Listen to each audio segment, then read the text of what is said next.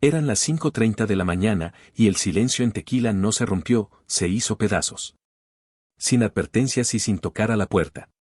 Mientras el resto del país dormía, las fuerzas de élite de Harfuch ya tenían la bota en el cuello de su objetivo, Diego Rivera Navarro. El presidente municipal de 30 años, el de la imagen limpia, fue sacado de su cama en pijama y esposado frente a su propia familia. Pero, ¿cómo pasó de ser la promesa política de Jalisco a terminar en el suelo de una celda? Lo que encontraron en su casa y la conexión con el director de Seguridad Pública es algo que nadie vio venir, y hoy te revelo las pruebas que lo cambian todo. En otra vivienda arrestaron al director de Catastro. En un rancho cercano, al director de Obras Públicas. 4 funcionarios detenidos en menos de 20 minutos. No era un operativo más. Era el inicio de algo que llevaba meses preparándose. Operación Enjambre había llegado a Jalisco, y esta vez no iban por halcones ni por sicarios de bajo nivel. Iban por el alcalde. Diego salió esposado hacia una Suburban blindada mientras amanecía, no habló, no miró a nadie. Las cámaras vecinales captaron camionetas sin placas cerrando calles, agentes cargando cajas selladas, al presidente municipal escoltado como un criminal. A las 6:15 ya iba rumbo a un penal federal. Pero la detención era apenas el primer movimiento. Desde Ciudad de México llegó la instrucción inmediata, ahora vayan por las propiedades. Todo documentado. Sin omitir nada. A las 7:30, 5 convoys se desplegaron por distintos puntos de Jalisco. 5 direcciones que no aparecían en ninguna declaración patrimonial. Mansiones discretas entre agaves, ranchos sin registro oficial, bodegas cerradas. La primera propiedad parecía una casa campestre. Por dentro era otra historia, mármol importado, espacios amplios, cochera para 12 vehículos. Los agentes forzaron el acceso y encontraron 3 cajas fuertes empotradas en la pared. Una estaba abierta. Fajos de billetes de 500 y 1,000 pesos, millones en efectivo. Pero el dinero no era lo más grave. Junto a él había contratos con sellos oficiales, carpetas marcadas con nombres de empresas tequileras, listas de comerciantes que habían pagado cuotas ilegales, recibos de transferencias inexistentes. Y al fondo, un sobre sin etiqueta. Fotografías.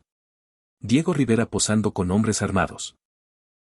En eventos privados con operadores del cártel Jalisco Nueva Generación.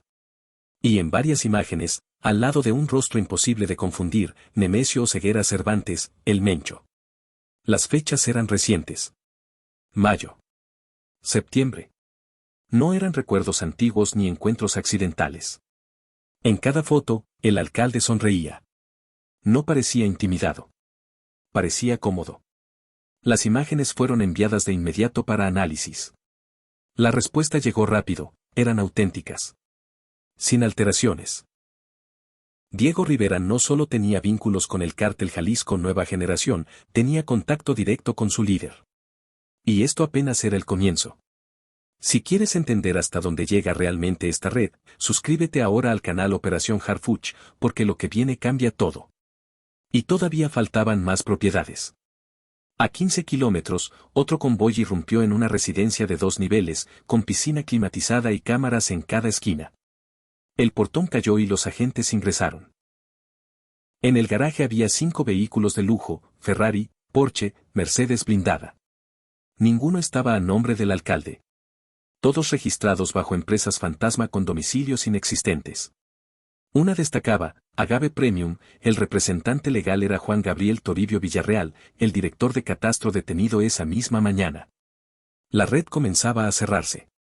En el segundo piso encontraron un cuarto con cerradura electrónica. Forzaron la puerta. Adentro no había muebles ni decoración. Solo una mesa de acero y una laptop encendida. En la pantalla, una bitácora detallada. Fechas, nombres, montos. Cada pago de extorsión registrado durante 14 meses. Grandes tequileras, restaurantes, hoteles. Millones entregados. Todo documentado. Al abrir otra pestaña, el destino del dinero quedó claro. Transferencias, depósitos en efectivo, entregas en sobres. Y los nombres de quienes lo recibían no eran empresarios ni funcionarios administrativos. Eran operadores del cártel Jalisco Nueva Generación identificados por alias, el Cholo, el Huichó, el Toro. Lo que comenzó como la detención de un alcalde se estaba convirtiendo en algo mucho más grande. Y lo que aún faltaba por encontrar terminaría de confirmar que Tequila no había sido gobernado desde el ayuntamiento, sino desde las sombras. Cada alias tenía una cuota fija. Cada operador cobraba. Cada uno protegía al alcalde mientras el dinero público fluía hacia la organización. El agente que analizaba la laptop lo entendió de inmediato. No era solo desvío de recursos. Era lavado y coordinación directa con el crimen organizado. La orden fue clara: asegurar todo, copiar cada archivo, no dejar un solo detalle sin documentar. Si existía una computadora con ese nivel de registro, había más. Y lo había.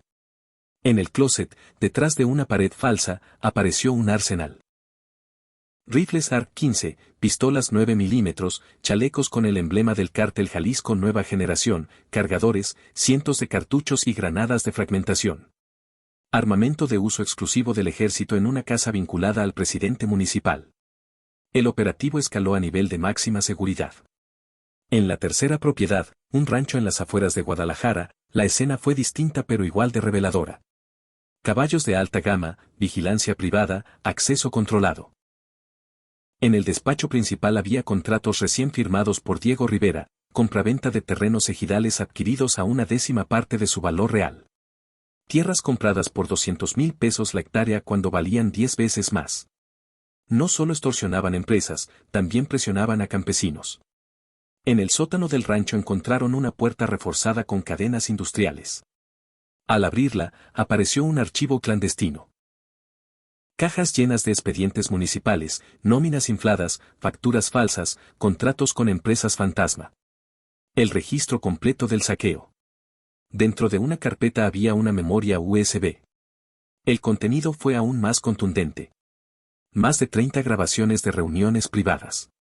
Diego Rivera encabezando mesas con funcionarios y operadores del Cártel Jalisco Nueva Generación identificados por autoridades internacionales. En los videos hablaban sin códigos. Rutas de distribución, pagos mensuales, protección policial para cargamentos. En una grabación, ante la posibilidad de que una empresa no pagara, Diego respondió con frialdad: se les cierra la planta. Ya lo hicimos. Nadie en la mesa mostró duda. Sonreían. El mensaje enviado a la capital fue inequívoco. Mientras los videos se analizaban, el cuarto cateo reveló otra dimensión del abuso. El Museo Nacional del Tequila, edificio histórico protegido, había sido convertido en residencia privada del alcalde. Oficinas de lujo donde debían estar salas de exhibición. Documentos oficiales mezclados con botellas costosas. En un cajón encontraron una pistola con silenciador y una lista manuscrita. Nombres marcados como pagó, no pagó, pendiente. Junto a 3 aparecía la palabra resuelto. Esos 3 ya no estaban en Tequila. Uno se fue del municipio. Otro cerró su negocio. El tercero desapareció tras denunciar amenazas. La lista no era contabilidad. Era un registro de intimidación. El quinto cateo se realizó en una bodega registrada como almacén agrícola. Por dentro era un centro de operaciones. Mesas con básculas digitales, prensas, bolsas selladas, etiquetas falsas de empresas tequileras. Mapas con rutas hacia la frontera. Y un radio sintonizado en frecuencia policial municipal. La conclusión era inevitable. El municipio no solo protegía al crimen organizado, operaba para él. Y lo que aún faltaba por revelarse terminaría de confirmar que esta red no se limitaba a Tequila. Apenas estaban empezando a desentrañar hasta dónde llegaba realmente.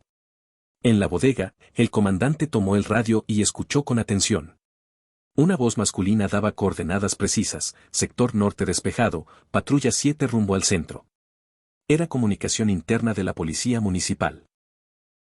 La diferencia era que esa frecuencia estaba siendo monitoreada desde el centro de operaciones del Cártel Jalisco Nueva Generación. Tenían acceso en tiempo real a cada movimiento de las patrullas. Sabían cuando una zona quedaba sin vigilancia. Sabían cuándo podían mover cargamento sin riesgo. La policía no los perseguía. Les abría paso sin saberlo. En la oficina del fondo había 3 computadoras encendidas. En las pantallas, transmisiones en vivo de cámaras instaladas ilegalmente en puntos estratégicos, la entrada de la presidencia municipal, la salida del cuartel, accesos a la carretera federal. No eran cámaras oficiales. Eran ojos privados controlando el municipio.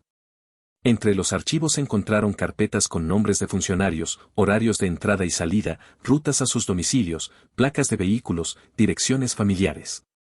Era un sistema completo de vigilancia. No parecía improvisado. Parecía diseñado para presionar, intimidar o eliminar.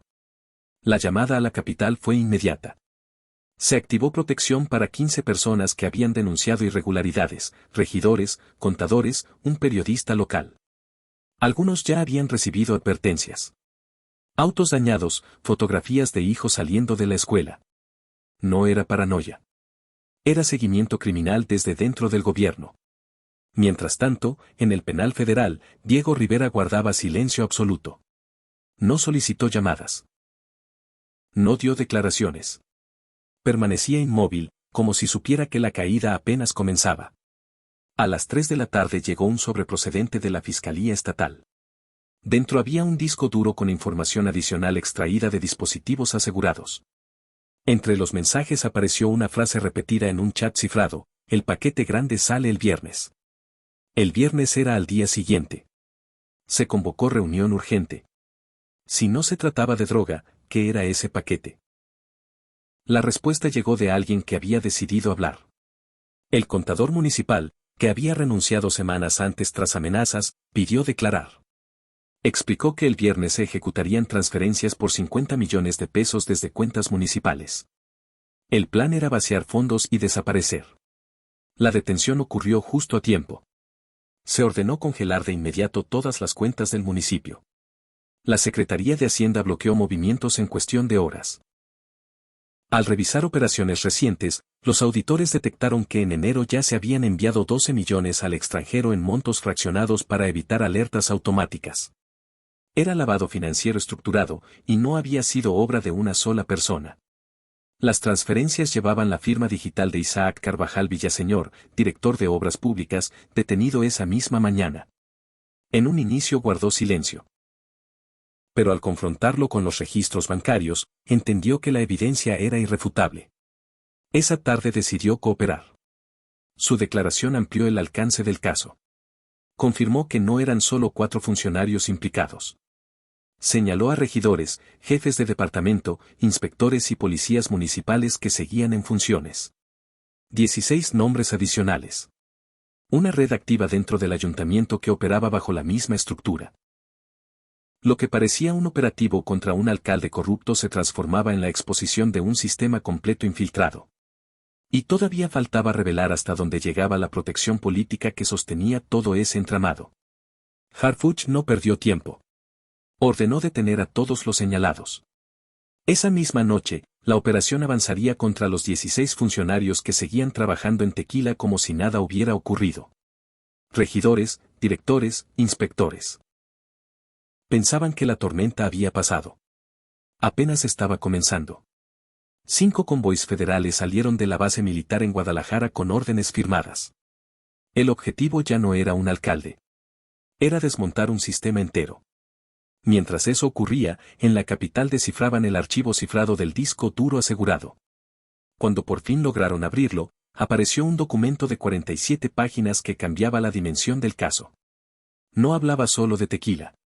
Describía una estructura de protección regional.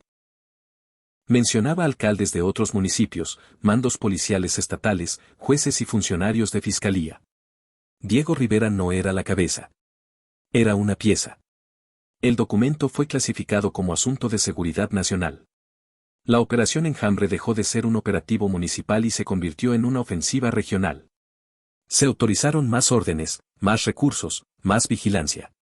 El cártel Jalisco Nueva Generación no solo había infiltrado un ayuntamiento. Había tejido una red que atravesaba la cadena completa de justicia. En el penal federal, Diego recibió una oferta de colaboración. Le mostraron que conocían la estructura. Él respondió con una sonrisa fría y una frase que dejó inquietud: no saben nada. Su seguridad no parecía fingida. Esa misma noche, en un rancho cercano, alcaldes de municipios vecinos se reunieron con operadores del grupo criminal. El tema era claro: ¿qué hacer tras la caída? La decisión fue activar un plan para eliminar pruebas. Horas después comenzaron incendios en oficinas municipales de distintos puntos de la región. Computadoras destruidas, archivos quemados, todo presentado como vandalismo común. Pero las fuerzas federales ya habían reforzado la seguridad. 6 personas fueron detenidas intentando borrar rastros. Entre ellas, un director de informática con acceso a bases de datos regionales. Durante el interrogatorio reveló un dato clave. Al día siguiente habría una reunión en Guadalajara para decidir quién huiría y quién resistiría. Con esa información, los mandos federales organizaron vigilancia encubierta en el punto señalado, un restaurante privado en Zapopan. Equipos tácticos listos, órdenes preparadas. La operación estaba por cerrar el círculo. En paralelo, los funcionarios capturados eran trasladados al mismo centro federal donde Diego esperaba. La presión comenzaba a fracturar lealtades. Cuando una red criminal empieza a caer, siempre hay alguien dispuesto a hablar para salvarse. La operación Enjambre ya no era un golpe aislado. Era el principio del desmantelamiento de una estructura que había operado durante años bajo protección oficial. Y lo que estaba por ocurrir en Guadalajara definiría hasta dónde llegaría realmente esta caída.